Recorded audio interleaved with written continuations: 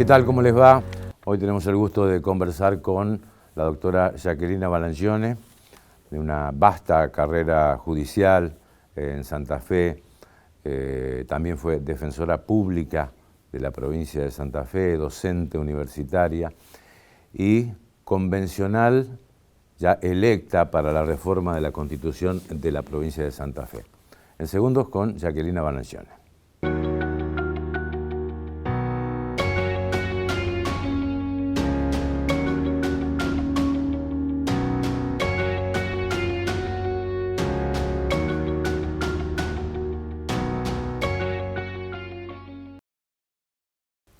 ¿Qué tal, Jackie? ¿Cómo te va? ¿Cómo estás, Guillermo? Bien. ¿Bien? Bien, sí, muy bien. Bueno, antes que nada, estás convencida de que hay que reformar la Constitución de la provincia, ¿no? Sí, bueno, no creía que fuese necesario en este momento, no creo que era imperioso hacerlo ya, pero bueno, ya está la ley que declaró la necesidad y creo que viene bien remozar la Constitución, porque cuando se escribió la del año 62 había un montón de cuestiones que no existían en la sociedad y que hoy sí existen, como por ejemplo todo lo relativo a la informática. No veíamos el ambiente de la forma que lo vemos ahora, no existía el sistema penal que tenemos ahora y como eso, muchas cosas. Igual... la fragilidad política. También, por supuesto. Viste que todo ha cambiado mucho. El tema es que el constituyente del 62 fue muy sabio y muy previsor, porque dejó una cláusula en la convención, una cláusula de enganche, digamos, que cada vez que la Constitución Nacional tiene una adquisición de derechos, la Constitución de Santa Fe automáticamente se actualiza. Con lo cual, la reforma del 94 ya está incluida implícitamente en nuestra Constitución. No pasa por ese lado del apuro, no tenemos los derechos humanos. No, no es así. Están contemplados en la Constitución. Todos los derechos ya tenemos contemplados. Incluso las convenciones internacionales. Todo, todo. El único derecho que no está contemplado es la reelección inmediata.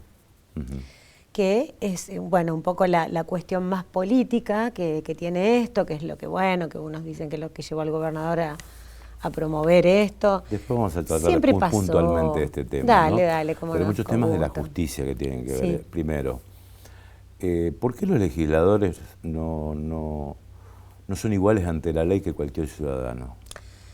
Bueno, ese es un tema muy delicado que se viene discutiendo y debatiendo y criticando mucho desde hace mucho tiempo. Creo que como está en la Constitución es algo que ha quedado desfasado en el tiempo. Estamos hablando de los fueros. De los fueros, exactamente. Fueros parlamentarios. Exactamente. O sea, la idea es que un legislador, digamos, no puede ser perseguido por lo que dice o por lo que hace en relación a su trabajo de legislador. El tema es que, bueno, como estaba redactado en la Constitución, da lugar a esto, a esa protección que es diferente al resto de las personas. Entonces es un tema, digamos, bastante puntual, muy crítico, que a la sociedad no le cae bien. Y bueno, ¿Estás de acuerdo en eliminar los fueros? Yo creo que sí, que hay que eliminarlos. Proteger, digamos, dar la inmunidad de arresto para el tema, digamos, de cuando, como te digo, por cuestiones que pasan y suceden dentro de lo que es el ejercicio de la función. Este es un tema muy delicado.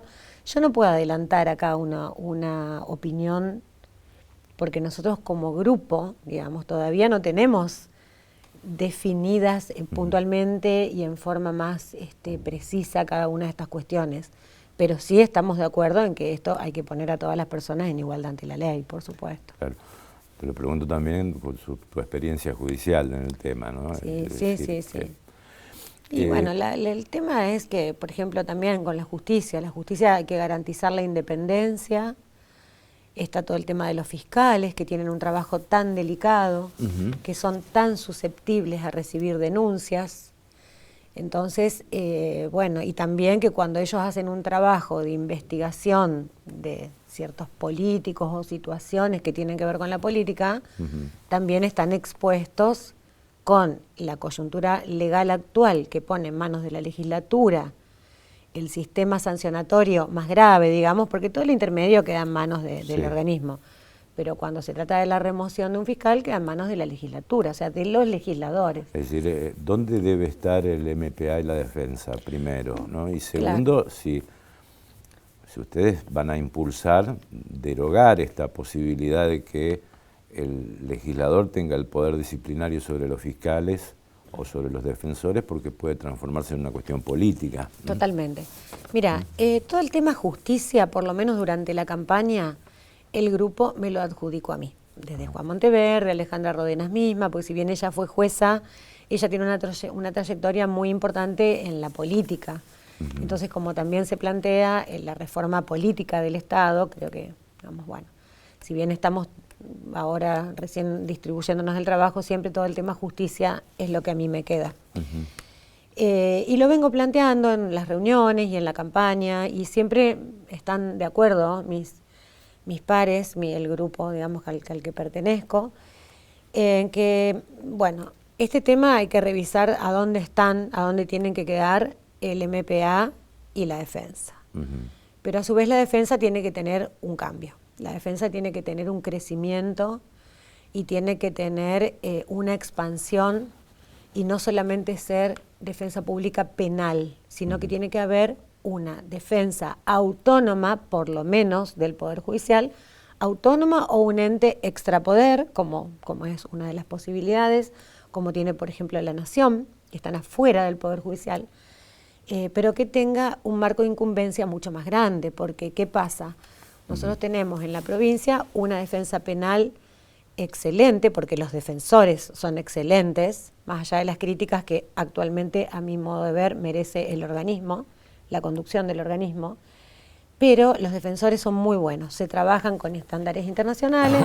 ¿Para quién? Para las personas que son perseguidas por sospecharse que cometieron delito.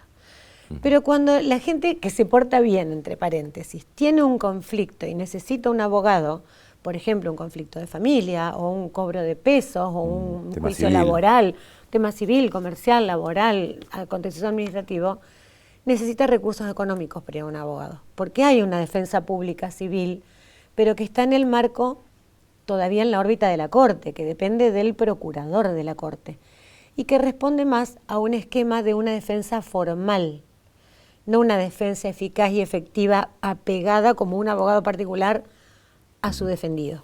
Yo creo que esto se tiene que extender, y una cuestión que a mí me parece, tanto fiscales como defensores tienen que tener las mismas prerrogativas y garantías constitucionales que los jueces.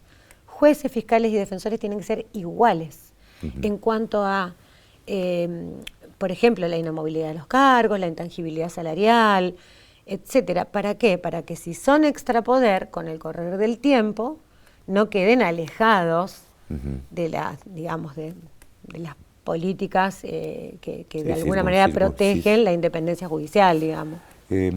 Ya que otra demanda de la gente es la ficha limpia. ¿Debe estar incorporada en la Constitución? Sí, bueno, hoy por hoy, a ver, sí, hay una ley. Vos para cualquier cargo público que te presentes, tenés que presentar el certificado de antecedentes penales. O sea, eso es un... Los otros días participé de una charla en la Bolsa de Comercio con representantes de las 5 listas más representativas, que somos las que salimos en ese orden. Y bueno, algunos, sí, ficha limpia, por lo menos que no tenga antecedentes penales. Bueno, eso es un error generalizado, porque en cualquier cargo que vos te presentás, tenés que tener el certificado de antecedentes penales. Si tenés antecedentes penales, no podés. Bueno, si estamos más tranquilos poniendo ficha limpia, pongamos ficha limpia, claro. Pero no es algo que... Claro. Otro tema que me parece fundamental, siempre hablando en el ámbito de la justicia, es que cada gobierno que llega cambia las reglas de juego en la elección y remoción de los jueces. Autolimitándose, limitándose o no, cambiando o no el orden de mérito, la composición del Consejo de la Magistratura. ¿Cómo debe ser esto? Digamos, como para que quede consagrado y de aquí en más las reglas de juego sean claras. Sí, bueno, para mí es fundamental que se constituya un Consejo de la Magistratura. Por Constitución. Por Constitución, de rango constitucional. Para que no suceda esto que vos señalas muy bien, que a mí tengo la experiencia propia de haber sido postulante a concursos y después muchas veces jurado en concursos, una vez que yo llegué en mi carrera judicial a lugares más encumbrados, digamos. Y bueno, y cada gobierno, inclusive del mismo color político, cambiaba absolutamente las reglas de juego, Y hoy por hoy soy absolutamente crítica con lo que está rigiendo en la provincia, en donde no hay orden de mérito, donde inclusive se han promovido como jueces de cámara personas que habían reprobado el examen. Es lo mismo el brillante que el que apenas pasa. O sea, a mí me parece que eso no puede suceder. Entonces tiene que haber un órgano que sea compuesto equitativamente, de una manera prolija, de una manera que no haya un predominio de lo político o de lo judicial o de lo académico. No, tiene que tener una composición equilibrada, esa es la palabra más que equitativa, equilibrada de los distintos órdenes institucionales que componen un consejo de la magistratura. Decimos el académico, el judicial, que es el interesado, el ámbito político, por supuesto, a través de su Secretaría de Justicia o Ministerio de Justicia, bueno, personas, y que este órgano, que reglamentará su ejercicio y, bueno, pondrá las condiciones, más allá de las condiciones constitucionales de los funcionarios judiciales, cómo son los concursos, estos tienen que ser de la misma manera, no del mismo concurso, pero que sirva para jueces, fiscales y defensores. Las mismas reglas de juego para la designación como para la remoción, porque eso hace una justicia independiente. Vos no podés tener los fiscales juzgados para ser removidos por un órgano solamente político, y a los jueces darles la garantía de tener un jury de enjuiciamiento que tienen el Colegio de Abogados, el Colegio de Magistrados, la Corte, los legisladores. Eso tiene que ser igual para todos. Incluso incluyendo el ámbito universitario, académico, por supuesto, colegios de abogados. Tiene que estar, porque la excelencia tiene que ver. Después está el tema de la paridad. Vos sabés que soy una de las precursoras del tema género acá en la provincia, fui la que lo traje, digamos, al Poder Judicial de Santa Fe. Fui capacitada en la primera camada de la doctora Carmen Argibay, designada representante acá en la provincia de Santa Fe. Desarrollé un proyecto, un programa de capacitación en la universidad. Tengo a cargo, junto con la doctora Montenegro, una cátedra que es para todas las carreras de la universidad, que es Género y Derecho. O sea, siempre estoy a favor de todo lo que sea para achicar la brecha de la desigualdad estructural que hay entre varones y mujeres en la sociedad. Ahora, la paridad en ámbitos tan técnicos como son, hay que tender a la paridad. Pero yo no creo que sea, no creo, esto es un punto de vista mío, que tenga que ser aritméticamente igual, por ejemplo, en una corte, o por ejemplo, o sea, o en una cámara, que son órganos muy técnicos, que ahí, digamos, tiene que tener perspectiva de género el jurado que elige. Ajá. Porque a veces hay mujeres que tienen menos perspectiva de género que varones. No implica tener perspectiva de género ser varón o ser mujer. Vamos a hacer una pequeña pausa. Dale. Enseguida seguimos. ¿Cómo no? Me gustaría abordar el capítulo político también. Bueno. Esto de limitar las reelecciones indefinidas y una serie de cuestiones que están planteadas en la ley de la necesidad de reforma, ¿no? Bien. Enseguida seguimos con Jacquelina Balancione.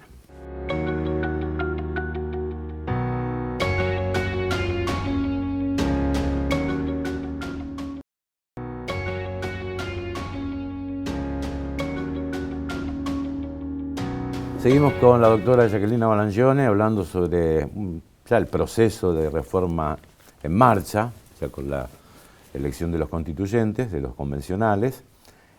Hablamos de la justicia, pero también un capítulo importante que es de la reforma política, ¿no? Es decir, limitar las reelecciones, ¿no? ¿Cuál es tu opinión del tema? Bueno, con respecto a la reelección del gobernador inmediata, estoy de acuerdo. ¿Estás de acuerdo? Estoy de acuerdo que exista la posibilidad de repetir inmediatamente, porque acá en Santa Fe tiene la reelección, Sí. pero no inmediata, tenés Sí, que saltear un término. Lo tuvo Reutemann. Lo tuvo Reutemann y Obeid. Obeid, por ejemplo. Ambos fueron 2 veces gobernador, con una en el medio. Porque, digamos, a mí la experiencia, inclusive mi último cargo en la justicia fue un cargo periódico de 6 años, que imposibilitaba volver a hacer. No me podía volver a presentar a concurso, si no, creo que me hubiese presentado de nuevo, porque creo que bueno, además de que en lo personal lo disfruté mucho a esa gestión, creo que lo estaba haciendo, lo llevábamos bien. 4 años muy corto. Entonces, si el gobierno le va bien, lo legitima el pueblo con el voto. Y si sigue 4 años más, se ahorra un montón, se ahorra tiempo, se ahorra plata, porque aunque sea del mismo color político, otra persona que gobierna, la experiencia nos lo ha demostrado, por ejemplo, con los gobiernos del Frente Socialista y Radical, fue Wiener, Bonfatti, Lifchitz, cambiaban todos cada vez que venía uno distinto. Que pueda continuar el mismo implica continuar los proyectos, los planes, las licitaciones de obra, todos los funcionarios, que si son buenos serán confirmados y continuarán. Y no está eso de que te lleva un año más o menos conocer la gestión. Sentarte a trabajar. Sentarte, tenés 2 años de trabajo y después el último año tenés que ir cerrando. O tenés que hacer campaña política por el O campaña de nuevo, exactamente. Ajá. Entonces yo estoy a favor, porque 4 años es un periodo muy corto para desarrollar. Y lo mismo en la legislatura, o sea, son muy cortos los periodos, te quedan truncados los proyectos con el recambio de funcionarios. ¿Y esto significa estar de acuerdo con la reelección del actual gobernador, por ejemplo? ¿Inmediata? ¿Ahora? Sí. ¿En este momento? Bueno, ahí el grupo en el que yo estoy, por el que fui electa convencional, tienen la postura de que en este momento no. Ajá. Porque el gobernador juró por una constitución que no lo habilita, entonces él realmente debería, y creo que sería un signo ético y, digamos, importante de su parte también, ahora esperar, limitarse en eso, y bueno, en la próxima volver a presentarse si quiere, y tiene la posibilidad de 2 veces. Se habló en la campaña, bueno, de muchos eslogans y de temas no contenidos en la ley de la reforma, ¿no? La unicameralidad, por ejemplo. Por ejemplo, que haya una sola cámara. ¿Eso no se va a tratar? ¿No? Sí. Yo creería que no. Mira, yo pienso lo siguiente. ¿Es materia de tratamiento o no? Yo pienso esto, porque la otra vez yo había publicado algo de Juan Monteverde que hablaba de las jubilaciones. Entonces una colega, una abogada, me dice, ¿qué tiene que ver la jubilación o el 82% móvil, como nosotros pensamos que tiene que estar, con rango constitucional, con la reforma constitucional? A ver, con la reforma constitucional cualquier tema puede tener que ver, porque la Constitución, que es la ley suprema del Estado, como decía un querido profesor, que a lo mejor vos también lo tuviste, Fermín Serralunga, en Introducción al Derecho, Serralunga decía, la Constitución es la ley más chiquita, te entra en el bolsillo, vos la podés llevar a todos lados, pero contiene todas las bibliotecas jurídicas que puedan existir, constitucionales, por supuesto, no hablemos de cosas inconstitucionales, las ordenanzas, los reglamentos, los decretos, los actos administrativos de cualquier funcionario público están contenidos en esa Constitución. Entonces a mí me parece que la amplitud del debate a lo mejor puede dar a hablar temas que no están taxativamente numerados. Ya el tema de la unicameralidad, eso me parece que después se verá, porque esto es soberana la convención, en el sentido de decir, es la que tiene el poder legislativo, decir esto sí, esto no. La ley te abre la puerta. Es una ley que a mi modo de ver tiene mucho defecto en el sentido de que dice qué se puede reformar y dice cómo se va a reformar, cómo tiene que quedar. Los jueces tienen que ser así, tal cosa va a ser así, la confesionalidad del Estado se elimina. No, la ley tiene que decir, se va a tratar el tema de la confesionalidad del Estado. Si se elimina o no se elimina, es una cuestión de la convención, no sé si me explico. Sí, te entiendo perfectamente. Lo mismo, pero uno supone, ya con el pronunciamiento de la Iglesia, del respeto a la diversidad de cultos, que es un tema que va a quedar... Por supuesto, aparte sabes que eso viene de antaño, de cuando del santo patronato, de algunas cuestiones, sin descuidar y sin soslayar, que es la Iglesia, y no solamente la católica, pero en general la Iglesia cristiana, la que llega a los lugares que no llega nadie. La Iglesia llega a todos los lugares, llega al barro, se mete en el barro. Y no todas las instituciones, la mayoría de las instituciones no llegan hasta ahí, adentro de las cárceles. No solamente la católica. No solo la católica. Por eso digamos, dije la cristiana, los evangelistas. Los evangelistas han ganado mucho terreno en los últimos tiempos en la provincia de Santa Fe. Exacto. Sí, en las cárceles. Y bueno, y la Iglesia Católica también, con la pastoral carcelaria. Digamos, entonces hay un reconocimiento que creo que desde el Estado tiene que quedar. Ahora, sostener la confesionalidad, todo eso ya es otra cosa, que bueno. Pero bueno, volviendo al tema de la unicameralidad, y es un tema grueso, ese no está incluido en el... No está Yo incluido. creo que ese no va a haber consenso, aunque se trate, y es aparte solamente Mayoraz, creo, y la línea de la gente de él que hablan de eso, aparte que tampoco estamos convencidos de que haya que hacerlo eso. No, la educación secundaria debe ser obligatorio por la Constitución, debe ser... Sí, bueno, Santa Fe no tiene una ley de educación. Yo creo que la Constitución me parece que no tiene que llegar a puntos tan precisos como decir tal cosa es obligatoria. La Constitución tiene que garantizar la educación y tiene que haber una ley que la reglamente. Nosotros no tenemos ley de educación en Santa Fe. Es una deuda muy grande de la democracia santafesina no tener una educación. Más con todos los cambios que hubo en la educación en los últimos 20 años, con la transferencia a las provincias, con la Ley Federal de Educación y demás. Santa Fe no tiene una ley. Por supuesto, estoy convencida de que la educación primaria y secundaria tienen que ser obligatorias, porque el tema es lo que el Estado tiene que garantizar, y vamos a ver cómo lo ponemos en la Constitución, es que la educación pública llegue a todos los sectores de la sociedad con la misma calidad. Porque si vos ves una escuela pública del centro, acá tenés La Paz o La Moreno, son escuelas excelentes.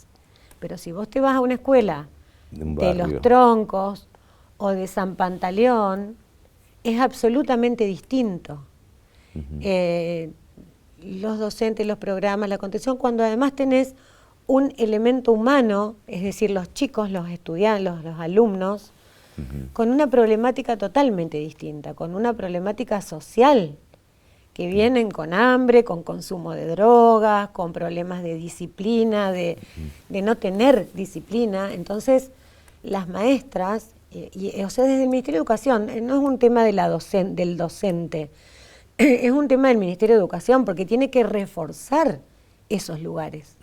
Hay que ir con programas mucho más exigentes de educación y que sean integrales, porque seguramente va a haber que tener más gabinetes psicopedagógicos, más... Todo lo que carecen esas escuelas tiene que ser. Y eso tiene que ser garantizado. Uno interpreta ya que esta reforma puede caracterizarse por enunciados que después tendrán que la letra chica de la reglamentación o futuras leyes que garanticen determinados derechos, como por ejemplo la educación secundaria, obligatoria. Bueno, por ejemplo, dentro de las cárceles, Guillermo, eso lo hablamos muchas veces, el 50% de los presos, de las personas privadas de libertad, no tienen hecha la primaria y están bajo la custodia del Estado. El Estado tiene la obligación de hacerles hacerles hacer la escuela mientras están privados de libertad. Y ni hablar la secundaria si se hace obligatoria, primaria y secundaria. Por supuesto, con un enfoque diferente, enfocado absolutamente hacia los oficios, hacia darle herramientas para que puedan salir adelante y poder cambiar digamos, el camino que venían dándole a su vida. También se incluyó una suerte de garantía para los jubilados de la provincia, ¿no? Sí, nosotros... Sí, Santa Fe no transfirió la caja. No.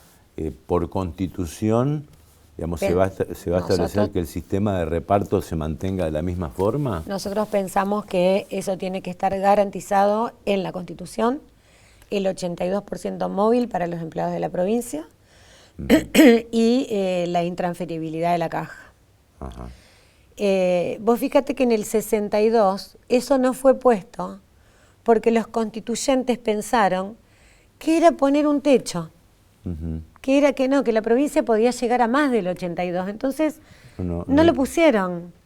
Y nosotros lo pensamos absolutamente necesario como piso, no como techo, para que de ahí, que no ningún gobernador de turno pueda echar mano, como por ejemplo pasó ahora con la ley jubilatoria y con el aporte ese obligatorio y solidario a todos los jubilados, que a mí me parece que, yo no estoy de acuerdo con eso, a mí me parece que es inconstitucional eso.